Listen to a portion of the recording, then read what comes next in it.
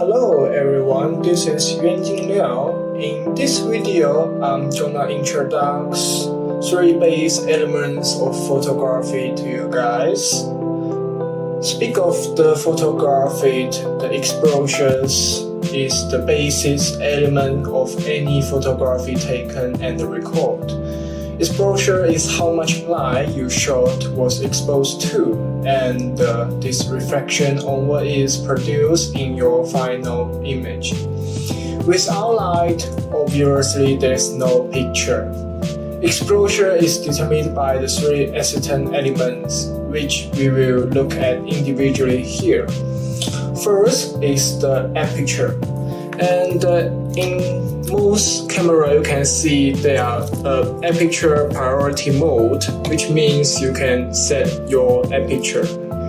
And the aperture is the setting which controls the size of the opening of light which comes through to the lens.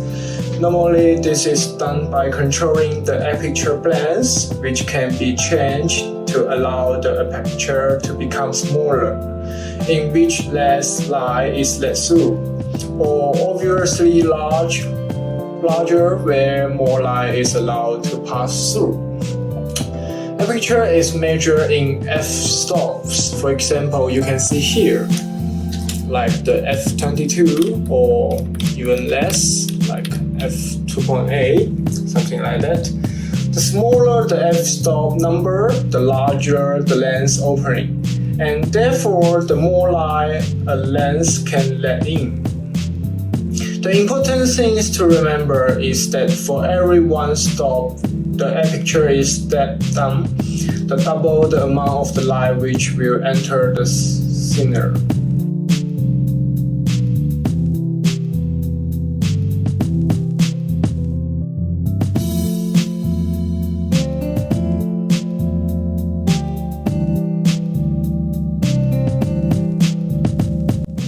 And second is the shutter speed, which is more easier to understand.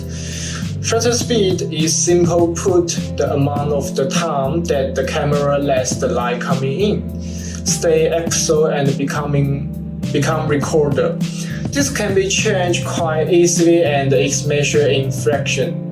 Like I can turn to the shutter speed priority mode, then you can set the time like the 0.5 second or something like that. This number relates to the timing that the shutter is left open. For example, 160 shutter speed will mean the shutter stays open for 1/16 of a second.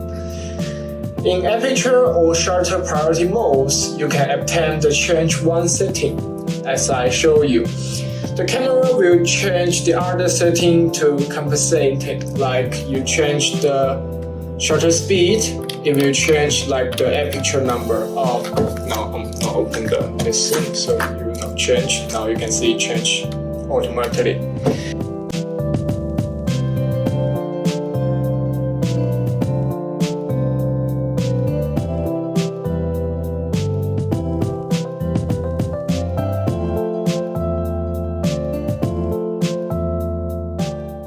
And the third one is ISO, like ISO, you can see here.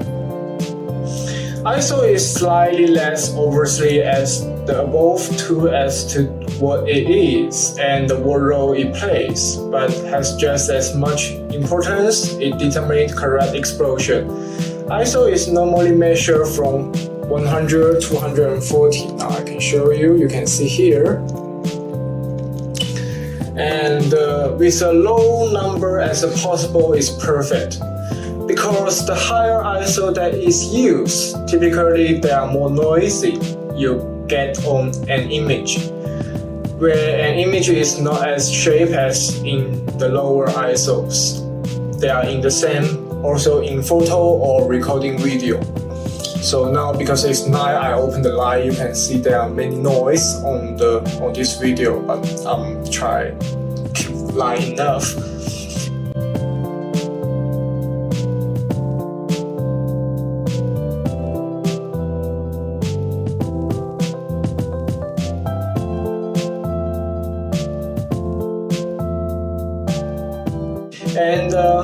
Regarding the three, individually we have looked at the three elements that make up exposure.